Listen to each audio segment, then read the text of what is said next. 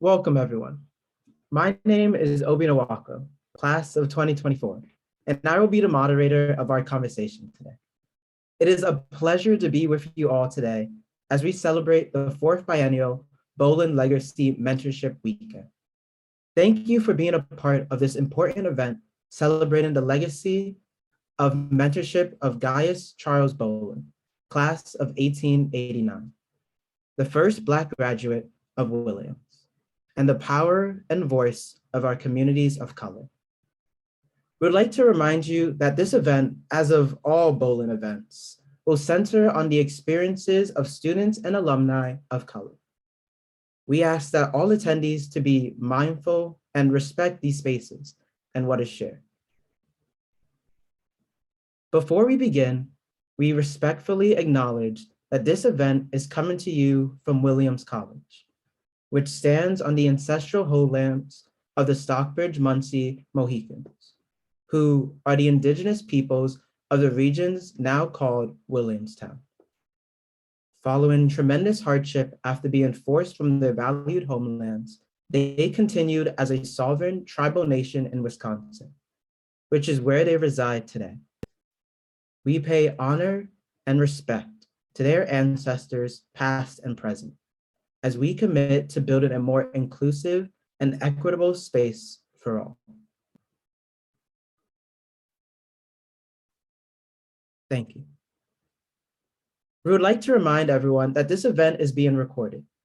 We do ask you all to refrain from personally recording these sessions, which can include, but is not limited to, taking screenshots, copying and pasting, or any other forms of reproduction.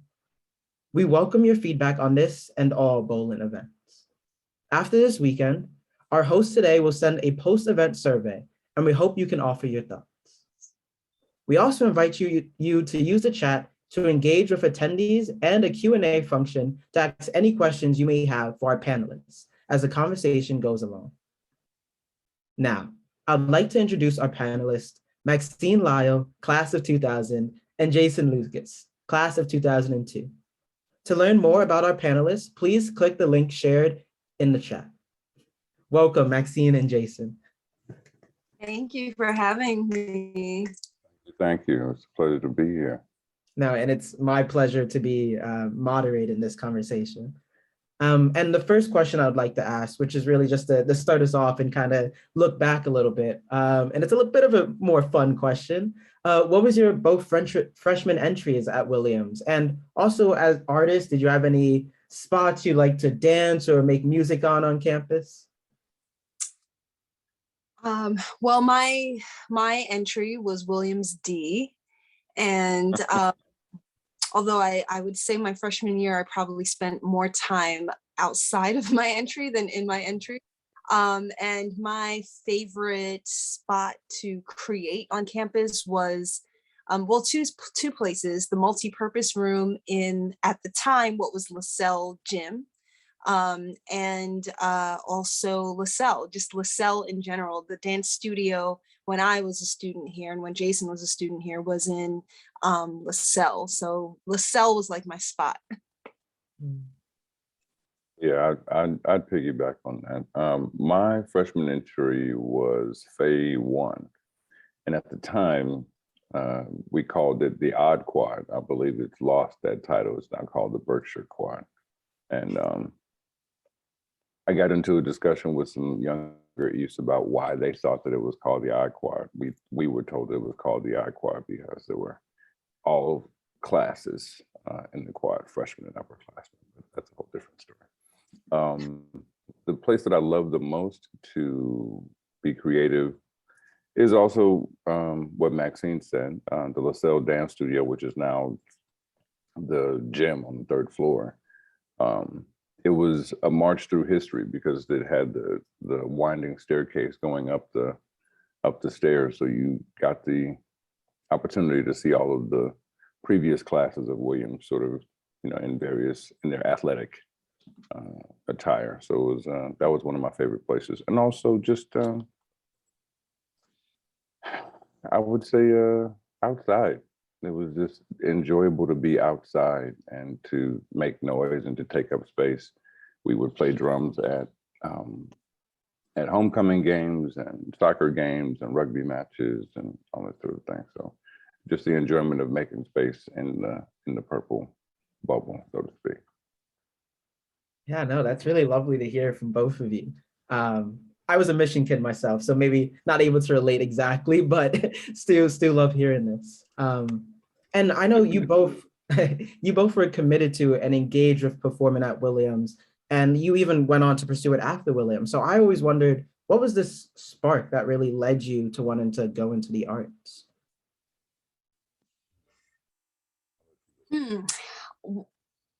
Should I go first, Jason? Yeah, because you have still continued lineage and legacy at the college. So Well, so Step, I come to the arts by way of Step. And that was really my first entry into the performing arts, even as a little girl. Although at the time I didn't know that what I was tapping into was such a rich and broad legacy. And I had no idea that I would end up doing it in college, but when I was a young girl in my neighborhood, that was the way that other, particularly young girls in the neighborhood, connected with each other. And so when I went to Williams, Step continued to be that for me. So the spark for me was connection and community. I was really looking for other people to bind myself with to get through the 4 years. Williams looking very different than my Newark, New Jersey neighborhood, which is predominantly Black and brown people, and going to a rural campus like Williams, Step was what kept me culturally, or part of what kept me culturally grounded. So that was the spark for me to co-create Sankofa with other classmates in our freshman year. And I would say that's still what's true for me now. Step continues to be a tool for connecting with other people, even now in my professional career as an artist.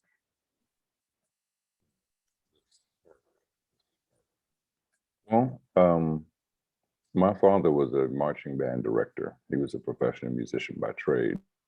And he was a music educator back when, back when schools had music teachers in them and bands in them and musical instruments and all that sort of thing. Seems like prehistoric history, but that was his job. And so I was in his marching band as a young drummer from the age of 5 until I was 12.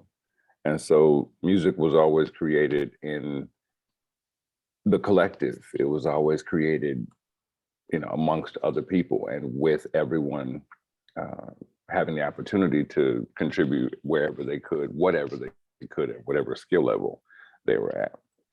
And so it's that connection. And I found that at the college in Kusika, absolutely.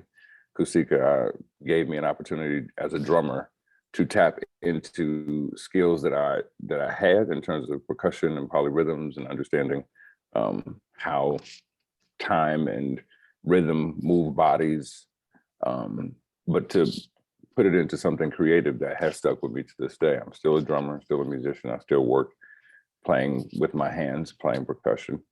So yeah, the spark came from very early on, but it was definitely continued not only in organizations or groups like Sankofa, but in doing my own thing. I was a part of a cover band while I was there with some other great musicians. I, was in 2 a cappella groups while I was there.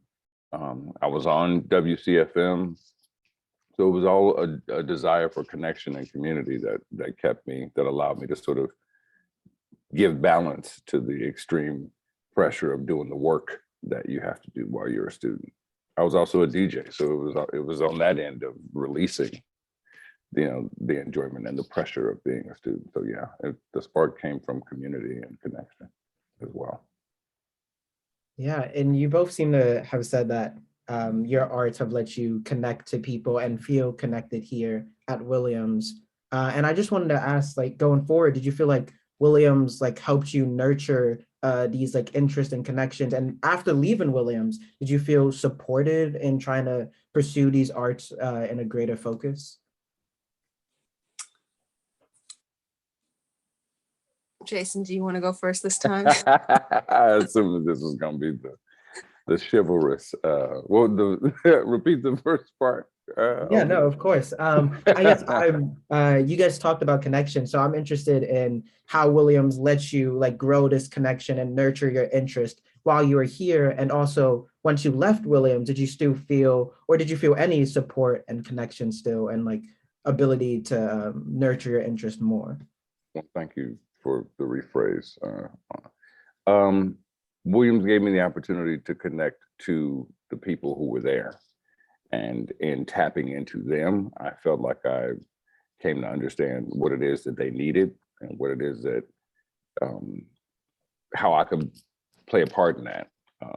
It led to me wanting to just to converse with, talk to, understand the makeup of the community, because at the time I was one of the few African-American men at Williams from Chicago. So there were that, Williams being a very East Coast heavy school, I didn't have the familiarity of people who, very, very many people who were from my city. So it was little things like that of tapping into the community and finding out what people like.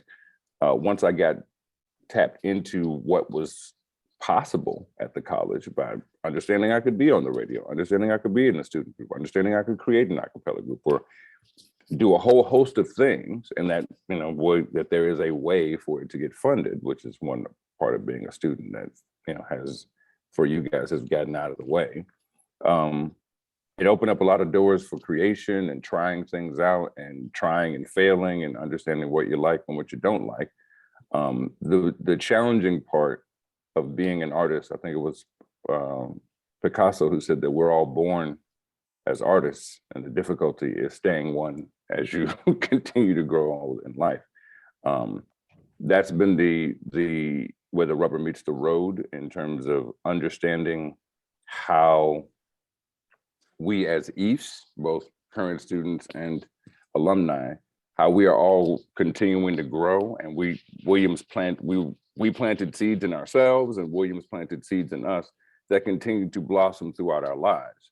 And so as an artist, part of the reason why I came back, and I have come back multiple times to work with the college, is because seeds were planted in me, and the sharing of, artistic knowledge, creativity, focus, what have you, while you're a student there is a valuable opportunity and resource that I feel it's in the college's best interest to tap into, but also to recognize that in tapping into it, you are being a catalyst for current students. So as alumni come back to the campus to work with current students and say, this is what our path has been since leaving the college.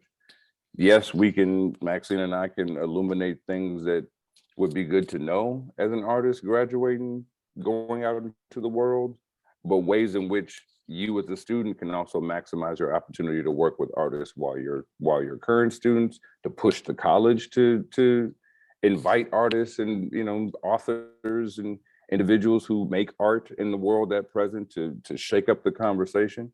So that has been the most interesting aspect of being an artist and working with the college as I am now, to try to say, tapping into the alumni community who are artists and having us to continue to give back in ways that are artistic with the community, current students, faculty, staff. It's planting seeds, and the dividends will blossom this year, next year, and years down the road. So that's the uncharted territory, the path less traveled, that as an artist, it's been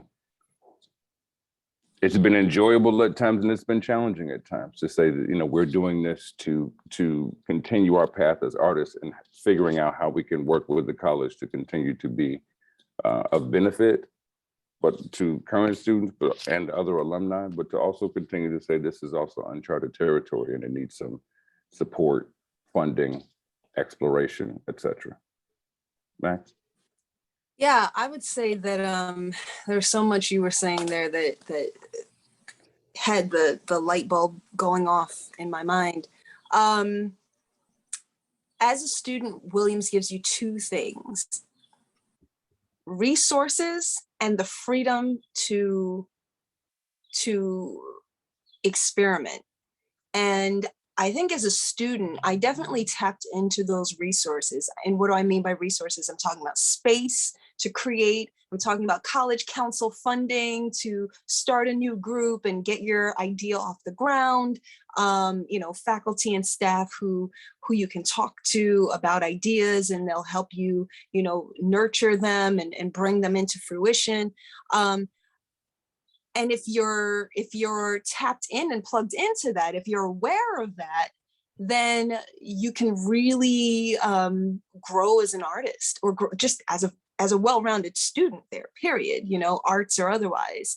And I do think that I had some understanding of the access and privilege that I had as a student, but I would say in retrospect, I think I didn't quite have a wide enough lens about just how privileged I was as a student at Williams, as an artist at Williams, and how difficult it would be to have those same resources at my disposal when I left Williams. So, the freedom to create and the resources to create are limited the minute you cross that graduation stage. It's a very different story as for me, as an artist of color, as a Black woman who is an artist. It is especially hard to tap into those resources that I had freely at my disposal at Williams. If I wanted to have a rehearsal to try out some choreography, there were a million places I could go to have space. Now in New York City, I might be paying $70 an hour to try something out, right? And if I don't have that money, then, I'm out of luck. So it's just a different, so yeah, I would say that in regards to your first question about the nurturing and the growth, Williams definitely is the kind of environment where all the tools are right there at your disposal. And if you grab them, you can really, really take it and run and build something, and my favorite reference is Lin-Manuel Miranda. I talk about like looking at what he was able to do at Wesleyan. He basically put together his first Broadway show at Wesleyan and graduated from Wesleyan with a show that would eventually become his first Broadway show, right? And so that's an example of like how you can take the resources of an institution and run with them. And I think that I did that to an extent when I was a student, but I could have leaned into that more had I really understood what privilege looked like on one side of the fence and what it would look like as an artist on the other side of the fence come June of 2000. So. Yeah, no, that's really good. I mean, as someone who has these resources in front of them right now, it's really good to hear both of you speak about that and just the opportunity. And then you mentioned, that June of 2000 or that June of 2002. So I guess I wanted to ask, after you guys did graduate and stepped out of this purple bubble, did you immediately go into the arts, or did you find yourself exploring other paths that like complemented it? Or did you find yourself like going somewhere completely different and then circling back to it now? Should I go first, Jason? Well, you took a couple in a row. I'll take another one. Okay. I'll take this one. For me, I graduated Williams at a very, very interesting time. I graduated Williams. I was the first graduating class immediately after 9/11, because 9/11 happened the September of my senior year. And so I was an economics major at the time. And the landscape for employment, the landscape for a lot of people's futures were sort of in the blowback of that moment for us. And so for me, I dove headfirst into the arts, and I decided to full-time be an artist. That was actually one of the defining moments in my life of being an artist. And I went, and funny enough, didn't think I'd be talking about this today. I was in a band. I became the drummer in a band in Miami, Florida, with 3 other Williams grads, all of whom were football players, funny enough. And we had a band in Miami, and we had done some work with artists that we had worked with in New Mexico prior to that. And so for me, it was very much to say to myself, you've acquired a lot of the tools that you're going to need to navigate the world, especially as an artist. Go ahead and try it. And so it's been a consistent sort of hustle and luck balance of meeting the right people at the right time, doing work in one area that doesn't pay off, which introduces you to someone who actually you can work with. Interestingly enough, Maxine and I, here's the artistic karmic loop. Maxine and I didn't work together nearly as much as we did when we graduated as we do now. So the work of being an artist is more uncharted than most other career paths, especially for people who come from Williams and are multi-contextual. You can write, you can dance, Williams, and this is, I guess, my soapbox moment for a second. Because you guys are existing in the environment of having the 62 Center and having sort of almost a new, different campus than what we had. The ability to come out of Williams with artistic content that is of professional quality, of having a network of knowing people who are artists and seeing their careers, and being able to hone your educational career such that you come out with a very actionable set of skills and toolbox is a different gambit for students graduating from Williams now than it was for Maxine and I when we graduated. And so that's a beautiful thing, which I have said to Maxine and you and other individuals who are also alumni, to say that here's an opportunity to be a catalyst, because there are students at Williams who may say to themselves, I'm an artist, who may believe it, but who may not be art majors. There are students who say, I know that I can write, but may not be actively working as a theater playwright or something like that in the theater department. And so it's crafting a lane such that those opportunities, as Maxine alluded to, can be capitalized on and new things can be created, but you can also get the academic skills to come out ready to be into the arts and ready to work and ready to network. Williams doesn't necessarily say that it creates artists, but it does, because Maxine and I are living proof. And the challenge that we face is that for the community of artists, it's difficult for us to network, because while we were at the college and time before, there were impediments to us being able to self-identify, network together, become a catalyst for each other's work. Very much how, if you see the artists of the Harlem Renaissance, they were in each other's company. And so they had the opportunity to share work amongst each other and to create greater things. That is it's sort of a 4-year siloed process at the college. And we need to do all that we can to blur those lines, such that individuals who at points now in their lives who are becoming artists at 40, 50, 60 years old, who were not artists while they were at the college, can make work, present work, show work, utilize the spaces, utilize the opportunity to work with current students, and to create art still that is beneficial to themselves, their lives, current students, faculty, staff, the entire alumni community. So that's sort of my soapbox of how planting seeds through the arts pays back dividends years and years and years down the line. Thank you for coming to my TED Talk. Yeah. What was the question? No, I'm kidding.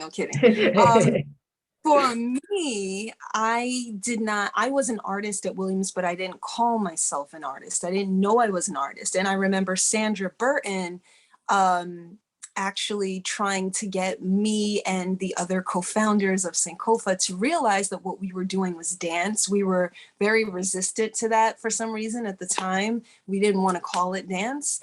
Now that I'm, it's 20 something years later, I completely get what she was talking about then. But at the time, I didn't call myself an artist. It wasn't until I graduated from Williams a few years down the line that I realized I was an artist. So when I graduated, I was an English major, first of all. I was looking for jobs in advertising. I was looking for, nonprofit work. And I ended up going into arts education work, youth upliftment, youth enrichment services, that sort of work, for a couple years after college. I did not graduate right before September 11th like Jason did, or right after September 11th. But when I graduated in 2000, the market was struggling. I feel like every year we can say that, right?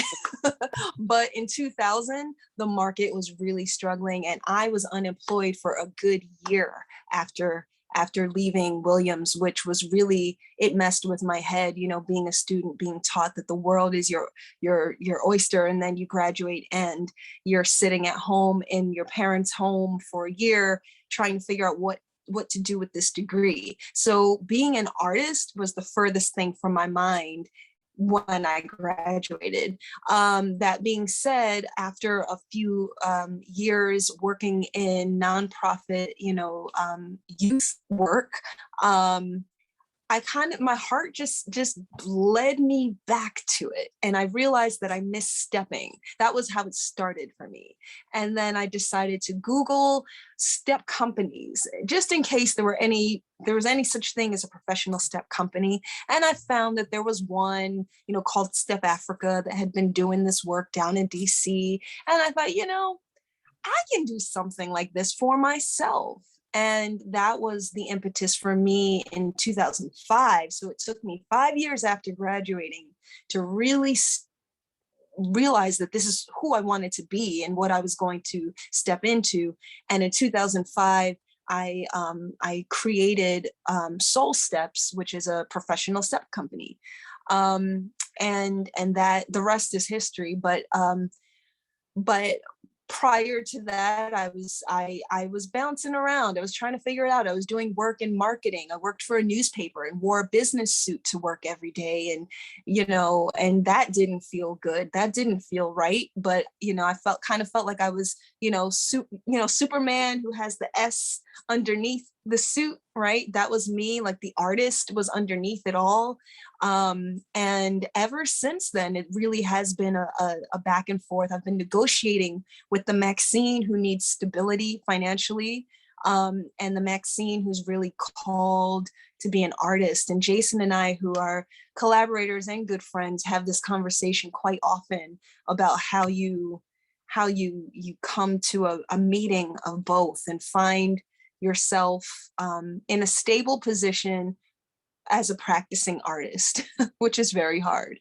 But yeah, so I did not know. The short answer is, when I graduated, I didn't know that I would be an artist. I didn't know I'd be sitting here on this panel all these years later. Yeah, no, both. Thank you both for sharing. And don't even call it stand on your soapbox. I mean, I am a pleasure to hear both of you talk about these things. I mean, it's very interesting and just fascinating stories for me. And kind of just going off of this, and I know you mentioned wishing there was more of that, or wishing Williams leaned into that blurring of the lines between being an artist and calling yourself an artist, but allowing everyone to be that artist and feel like they can be connected and supported in that way. But did you find during and beyond, when you were really thinking about going into that world, did you find any resources or tools that Williams could provide, or you wish that they did provide, that would help with your trajectory, or you found yourself oh, I wish that I could have this right now to feel supported in what you wanted as art makers? Yes. Yes. I mean, so the Office of Career Counseling, is it still called the OCC? Is that what it's still called? That is actually a question I cannot answer for you, but I will get that answer to you later. Okay. Man. Okay. Well, at the time it was called the OCC, Office of Career Counseling. And my friends who wanted to go into investment banking and consulting were very happy there, because there were plenty of opportunities to go into, financial or business related fields. I struggled a bit because I didn't know I wanted to be an artist, but I knew what I didn't want. So that wasn't a tool for me in pursuing my art. Really, I would say that, Sandra Burton was one of the first people who told me she thought I had found my calling in the arts. And so, she was definitely a resource for me post graduation. There were visiting artists who Sandra brought into Williams to work in the dance department. One of them, his name is Wyatt Jackson, and she brought him in to do a residency at the college. And I met him just by chance when I was back in town, and he's my mentor to this day. So a mentor of 20 years that came through the Williams pipeline. So I feel like Williams is responsible for giving me that mentor who definitely guided me through my career.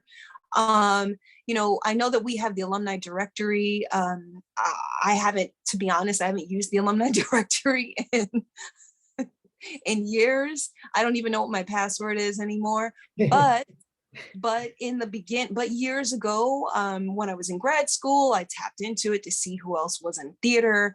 But I do think, to Jason's earlier point, I feel like we can push. I feel like there's more that we can do as a community to really set up resources for students who are artists, but also for alumni who are artists. Jason and I didn't graduate knowing we could collaborate. It kind of happened naturally many years after graduation. I'm a dancer. I specialize in percussive dance. Here is this amazing percussionist, and we were able to work together. I feel like if there were more organic opportunities for artists to find one another, especially but not limited to, but especially artists of color, because I'm very adamant that our journey is different than other artists. Like Black and brown artists have a very unique journey. And so I feel like if we were able to create some kind of network to support our journey with each other, that could only serve us, right? The alumni directory I remember using. I'm on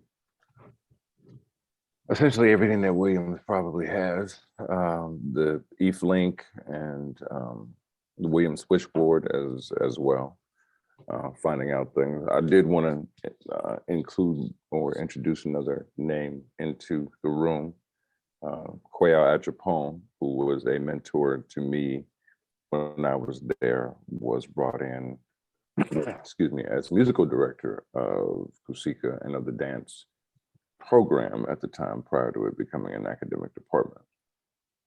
He was a living, working percussionist. He worked with countless artists, Shaka Khan, Curtis Mayfield. He was a drummer extraordinaire, hand percussion, etc.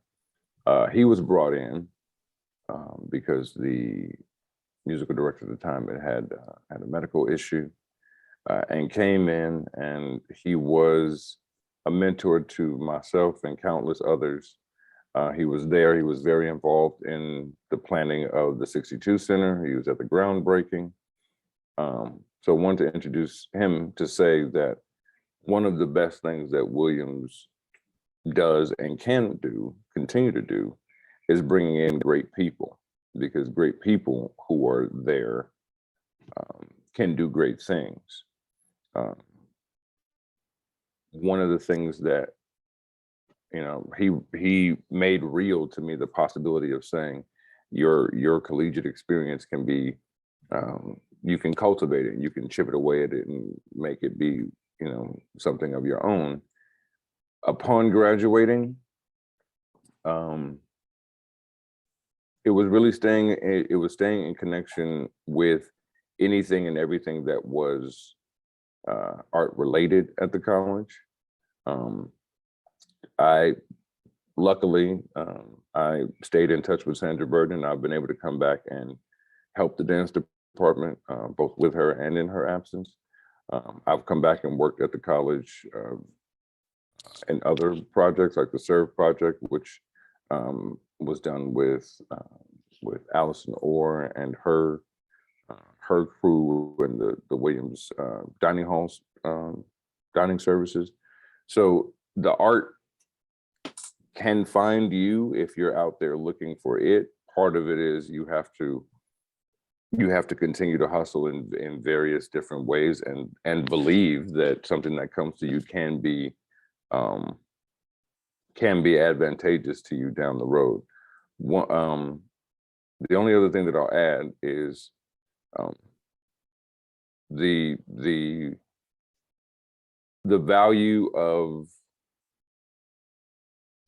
artists who've come from Williams coming back to Williams to work,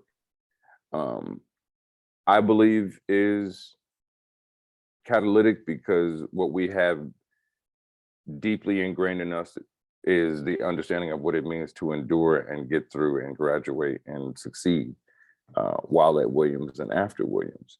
And so sort of giving that understanding of how art can be helpful to your experience is something that when you're a student, having someone who has traveled before you and come back and said, you know, this was helpful to me at this time, or to say what I want to do is this, oh, I also do that, let's work together, I feel like is the sort of untapped resource of the college in terms of where art is concerned, and through the alumni base. But to that point, WeBand, the Williams Black Alumni Network, has been very helpful to me.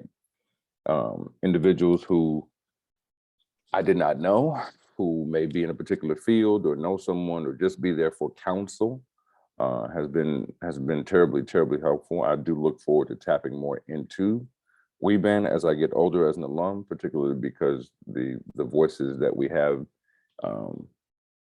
in concert as alumni speaks volumes, and it encourages the college to do, you know, good things and the idea of what's best for the students and for the student experience. So yeah, I'm looking forward to continuing to help future artists, you know, figure out how to navigate their lives and their careers, because having toured, having played in various places, understanding on both sides of it, you know, what I do now at Lincoln Center, understanding the artistic side of the creation of art. There's a lot of, it's a minefield, it can be. And what you want to do is help people to see what's ahead of them, such that they can make better decisions. And that's really what it is. Because if someone would have said to me as a sophomore, if you want to get into the arts, or if there was a way for part of my work study to go into, say, paying for my SAG, to get into SAG. That's one of the things that if you're in the theater department, you might be going into theater, you might, you know, want to join a guild or something like that, such that you hit the ground running, as opposed to hitting the ground with a receipt or with a check or with a debt. That kind of a knowledge is important to be able to give to future artists, such that they come out feeling like there are tools in their toolbox that they've been able to focus to create new art moving forward, both whenever you know, make art, whether you're a student or if you get out and find another artist through WeBand or eFlink and make art 15 years down the road. It's all important. Yeah. I just, sorry. Oh, no, please continue. Yeah. I just wanted to add quickly to what Jason said, that I I too have been blessed to have the opportunity to come back to the college and do work over the years with Sankofa, and explore my art. I'm writing a musical about step, and the college has opened its doors for me to come back and work with the students, work with you, Obi. We were just working together a few weeks ago, you, Mia, and Jason. So I feel like that has definitely been a resource. And, quite frankly, if I could wish anything on this call, it would be that I could come back for an extended period of time and just immerse myself in what's happening at the college and working with students and creating art. Like, Williams is such a great environment for creativity. So, again, something I didn't fully understand as a student and understand better now. Please, yeah. Because yes, we just saw you, but I also wanted to touch on something that sort of was a thing for me when I was a student, and now it's becoming a reality for current students. When I was a student at the college, I knew that I liked to write, and I like to write poetry, and I like to write poetry in all different kinds of ways and these kinds of styles. And I was told by a professor in the English department, who shall go unnamed, that wasn't that great. And that was the day that I found out about who Sterling Allen Brown was. And Sterling Allen Brown, graduate in 1922 and wrote amazing poetry. That was what I discovered as a freshman at Williams College in 98, 99. The college has since acquired the entire collection, manuscripts and all of Sterling Allen Brown. And it's a part of the special collections department. I have been working with the college in the alumni, coming back to do work because I'm a voice actor, to breathe life into some of these documents, these letters, these correspondences between him and W.B. Du Bois and Richard Wright and Alan Locke and, amazing luminaries of their time, such that the special collection exists at the college in a way that is more accessible for current students, but for anyone to access, such that it's not just books on the shelf, right? Another opportunity, art creation. Within that collection is a play written by one of Sterling Brown's students when he was a professor at Howard. The play is at the college. I'm currently in the process of asking the college to allow me to direct the play and have alumni and current students play many of the characters in the play, involve community members, because the lead character is a 10-year-old African-American girl, and there are some older individuals in the play. Get alumni to make the score and do the choreography and do the dance work and create it at the college in the theater department, because we have the opportunity, we have the resources. All that we need is the impetus, the decision to say that this is worthy of us. And so that is part of what we as artists end up having to do. We have to not only believe in the thing, but we have to create the vision of the thing for other individuals to also believe in, such that it can be funded, supported, created, and brought into reality. And so it's a dance of convincing individuals that the art that does not exist is necessary for us to be able to breathe.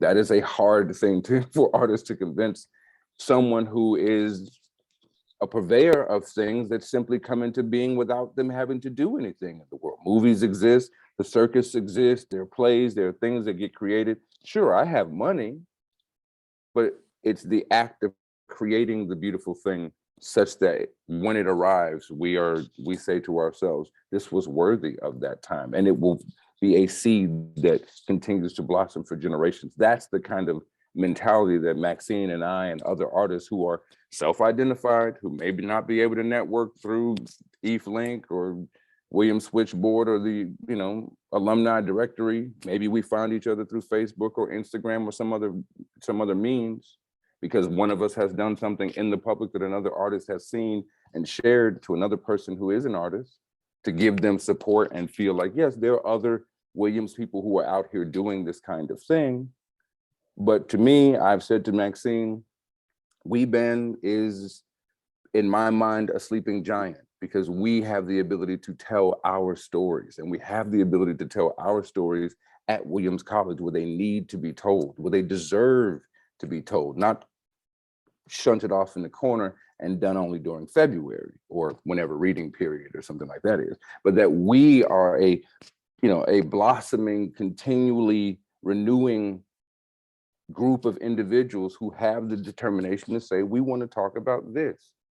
We want to know more about this. We want to unearth our own feelings about what it means to be a person of color and to endure and to come through Williams and to make that transition such that once you cross the stage, after 4 years, it's not now go out into the world and be something. You are a part of us, but you're no longer one of us. That is not the case. That's not what we as artists, how we envision our work, how we envision what we do. It's not for us, but it is for everyone to be able to breathe easier and to understand and have empathy. And that's it's convincing everyone else around us. Quayle had a beautiful quote, "They that do not hear the music think the dancer's mad." It's that kind of understanding of a world in which you exist, and saying to the college, you have the opportunity to aid in the creation of us unearthing these stories such that we can all understand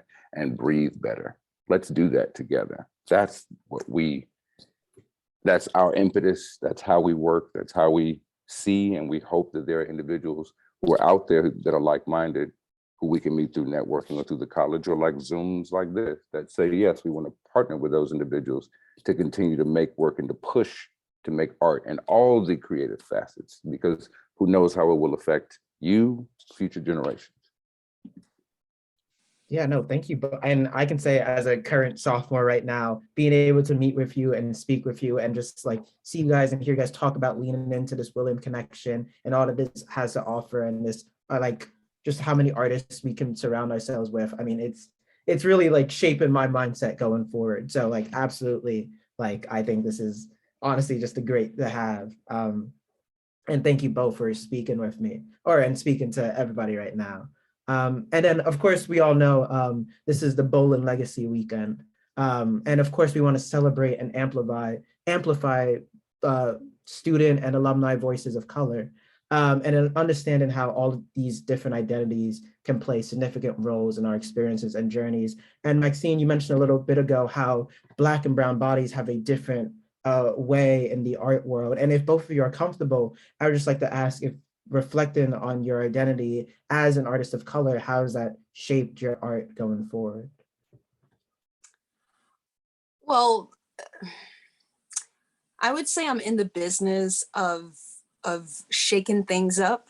And I say that because in 1996, when I arrived at Williams and my classmates and I got there, there was no, obviously there was no step team. Sankofa just celebrated its 25th anniversary.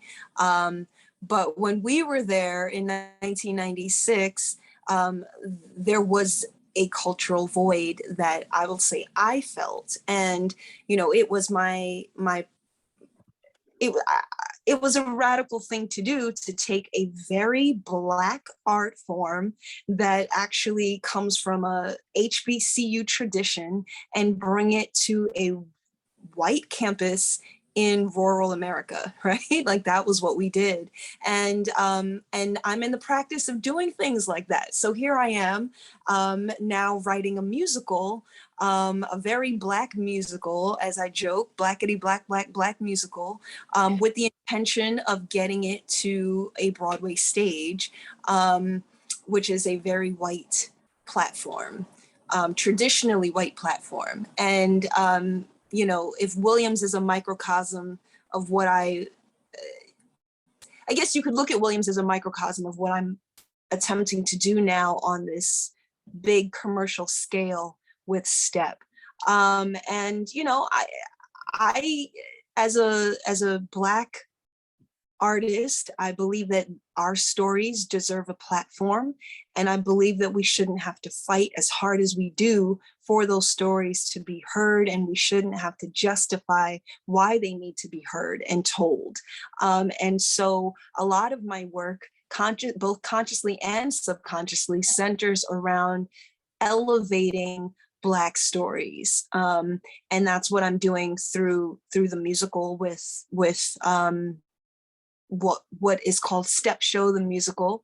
That's what I'm doing with Step Show, and that's really what I do, even arts ed work. So a big part of my career right now, when I'm not performing with my company Soul Steps, when I'm not writing my step musical, I'm doing work in schools and teaching, Black and brown young people about where step comes from, not just, oh, it looks cool to do, but really diving into the history, diving into its connection to other parts of the world, and also going into predominantly white communities. And I was just having a conversation the other day with a gatekeeper, if you will, a white gatekeeper at a big institution, who was asking me to help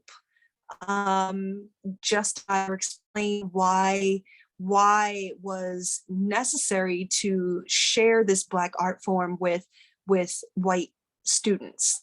And I made the point that in order for us to grow and elevate as a society, we have to be exposed to each other's cultures. And that's what I do. That's what I do with Step. So Step has been my mouthpiece. For some people, for Jason, it's drumming, for others, it's theater. For me, Step is my entry point into theater and dance and other artistic genres. But really, I'd like to think of myself as a social activist, with art as my tool for getting the message out into the world.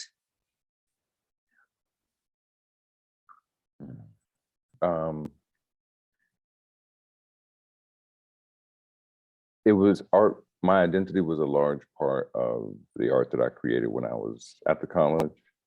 The a cappella group the two a cappella groups I was a part of, Prism and Platinum, were created out of a desire to hear songs that sounded familiar, stories that sounded familiar in the form of song. And so that sort of, like, you can create it with your own voice energy, has followed me to this day. I'm a voice actor by trade.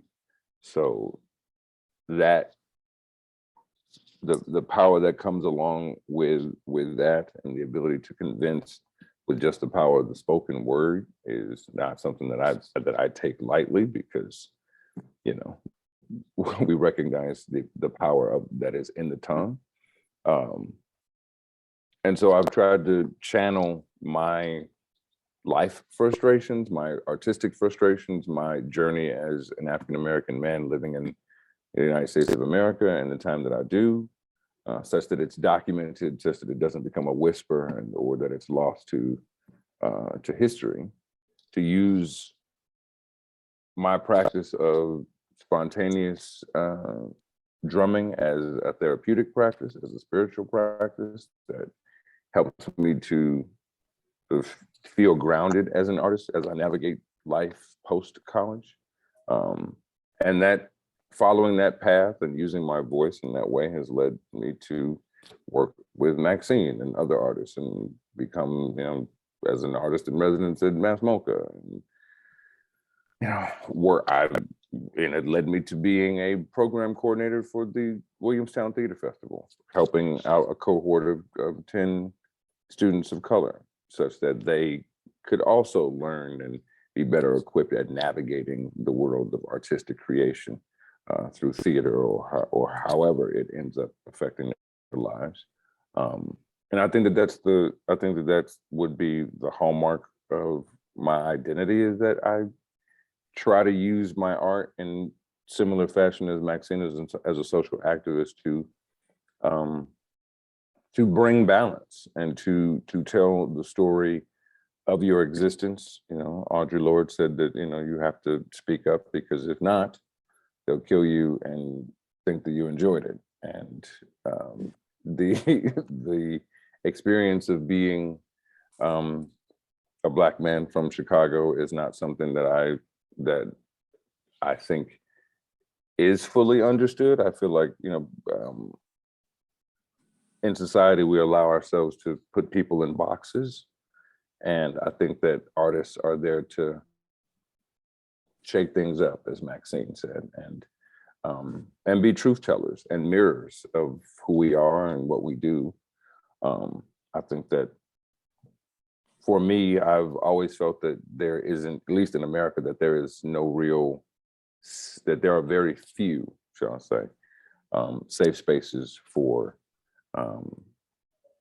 African-American men to vent their frustration. It's generally through athleticism, music, or, you know, something else, hopefully something that's not self-destructive. I try to use my art to be instructive and uplifting, to sort of tell the story of what it's like to live in this skin, in this world. And I got a lot of that from Williams, because there were moments when I was there where the understanding of what it means to exist in this skin, in this world, was trivialized by other people. So. Yeah, no, thank you. Powerful words from you both, and thank you for being willing to share. We're just going to be transitioning into our Q&A section now. So please feel free, if you have any questions, you can use the Q&A button on the bottom corner of your screens.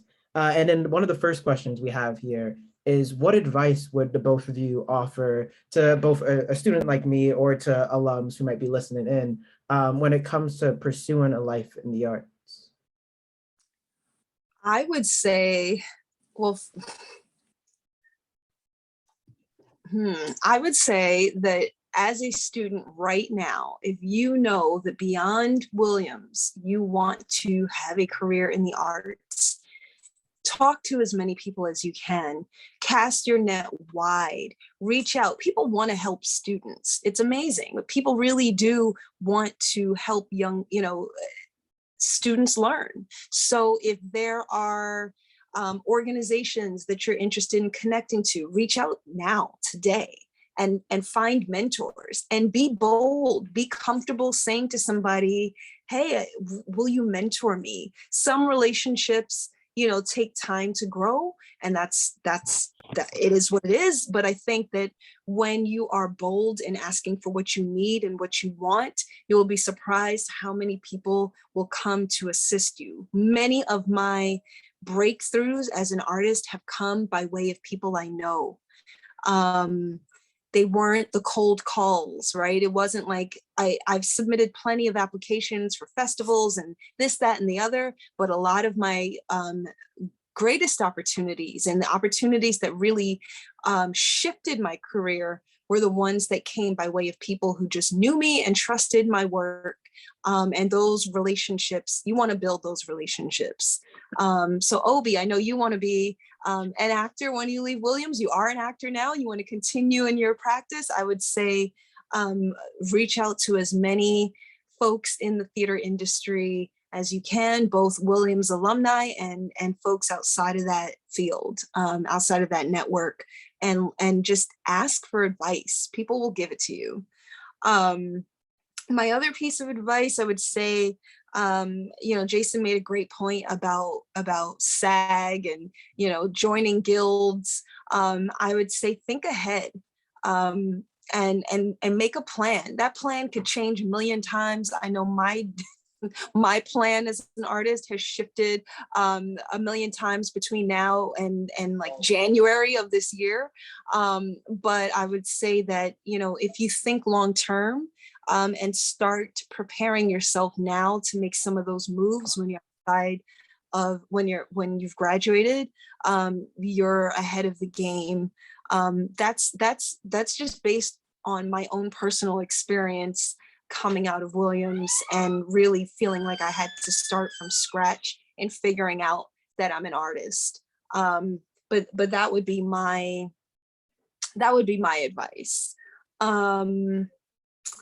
And yeah, I mean, I could go on and on. I will say I offer myself up on this call as someone who anybody on this call who's interested in reaching out and asking for advice can reach out to. I'm happy to support. You can find me on Instagram. I am _Maxine Lyle. You can also email me, Maxine Lyle at soulsteps.com, SOUL steps.com. I'm happy to brainstorm. I truly mean that. I'm happy to connect if I don't have a personal connection, but there are many people in my network, so I'm sure I know someone who knows someone. So don't be afraid to reach out. I guess I'll give the tough love part of it. Piggybacking on what Maxine said. Learn to deal with a no as graciously as you would deal with a yes. Because you're gonna get a lot more no's than you get yeses. And understanding that a no from someone, a no does not mean that that your plan can't work. It just may mean that the move that you're trying to make is not the best move, or that there's a better, more efficient way. Measure twice, 3 times, cut once. If there are things that are in your sphere as an artist that are more draining to you than they ever end up being fulfilling to you, gauge it. But if it becomes something that is a continual drain, realize that you are a finite resource. And so you only have you have to be mindful of putting your energy where it's best utilized. I would say network. Get used to making yourself comfortable meeting people and introducing yourself to people, but also find out how to be interested in the people that you meet, because the more you're interested in them, they will be more interested in you, and that gives you a platform to network and talk about what it is that you do and what it is that you're working on. And lastly, if you have an idea and you believe in it 100%,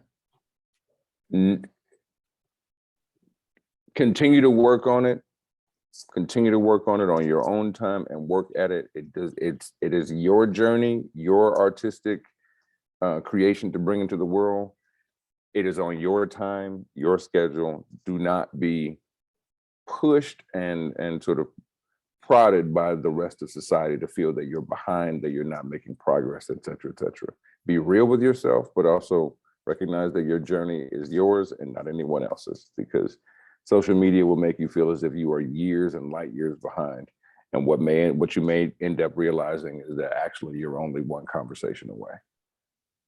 So I 100% agree. I'm just gonna say, like, to Jason's point, I first got the idea for a Broadway musical about step of maybe sometime around 2002 or 2003, and I'm still working on it today.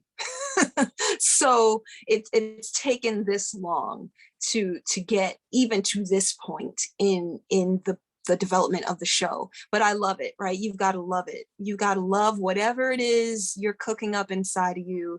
You have to not imagine yourself being able to leave it alone and do anything besides it. It has to really be a driving force in your spirit.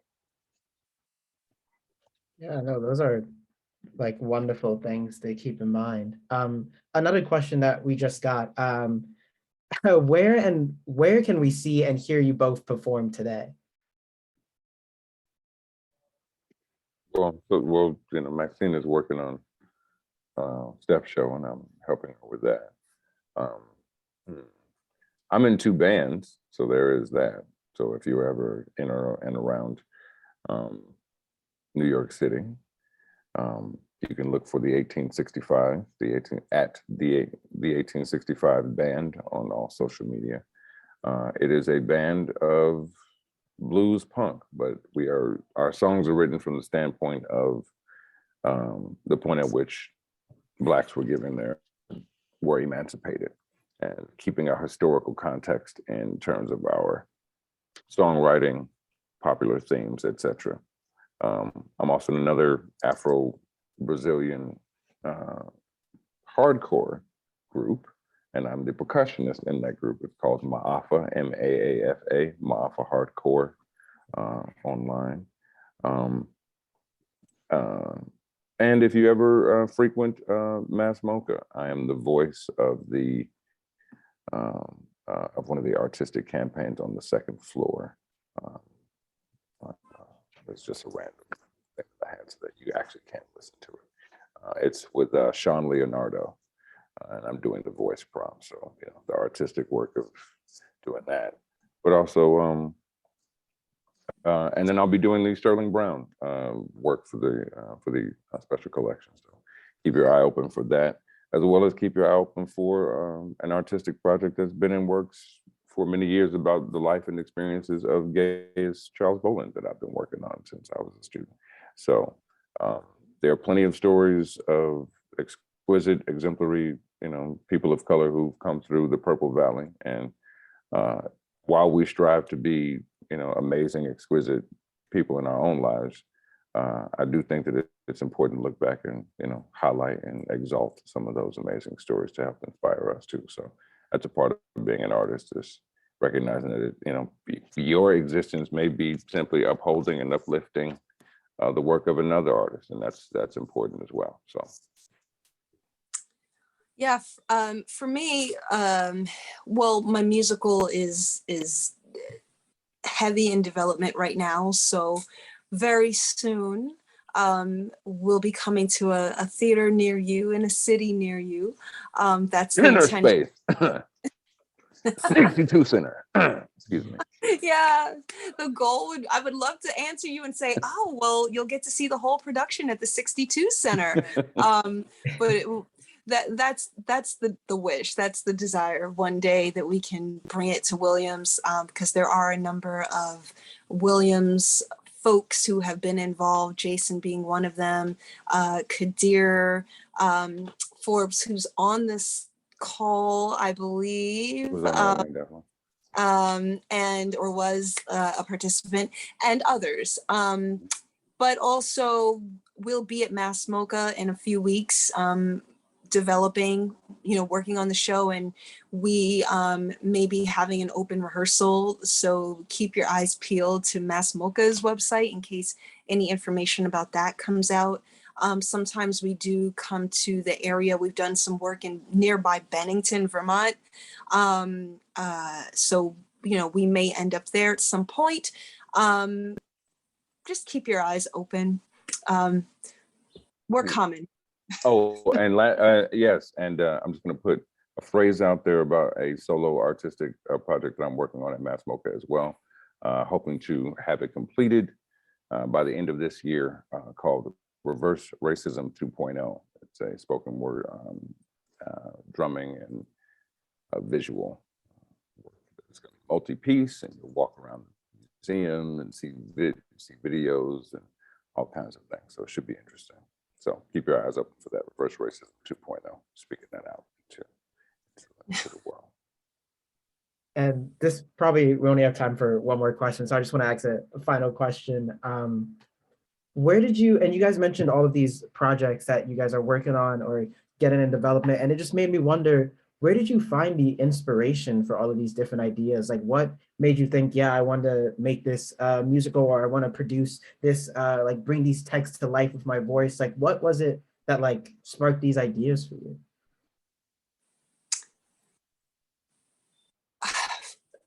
The voice in your head that gives you the idea, and you have to write it down. I was going to say, more than anything, write it down. You'll get, you get them as an artist, and we tend not to listen to those those inspirational voices that have a thing or have an idea. As artists, we tend to be tuned into them. We write things down and it doesn't go away from us. And we come back and think about it. At least that's for me. It's like, Yeah. I'll write something down and I'll come back to it. And for me, really, I have really interesting dreams. So there is that. My dreams give me all kinds of, new opportunities. So delve into that because the whole world is fantasy. So You know what? Jason's not lying. I will wake up in writing this musical. I'm composing as well, which has been a fascinating process because I'm not a traditional composer, but I will wake up at 3 a.m. with an idea, and it's now become second nature for me to just record it, roll over in bed, turn on my phone, sing into the voice notes, and go back to sleep. So to Jason's point, write everything down. Ideas just hit you. You can't even, I can't tell you the minute or the day or the hour that I knew I wanted to write a step musical. It was just something that kind of came up from within, right? It's in the spirit, and these ideas just sort of whisper to you, and you have to listen to them. You have to be quiet enough within yourself to hear what your spirit is calling you to do. But yeah, there's no formula really. It's just being tuned into the world around you, and the ideas come, they find you. I think Jason mentioned something like that earlier. Your art finds you. I didn't choose this. It found me. I mean, as a drummer, I'll just say, and Maxine understands as well, the rhythm is calling and the words are there, and the artistic idea. And to Max's point, this is the last thing I'll say, that part of the reason why we come back to the Berkshires is because of that specific point, the quiet, the ability to simply get away from the world, turn your phone off, be out of cell phone range, and allow yourself to be comfortable with your thoughts and trust where they go to lead you to someplace that is artistic. It may not be today. You may write something down and come back to it in a week, but it's a trusting process of, hearing the thing that is gifted to you. That's the way I look at it. It's all the little ideas that I have, they're gifts.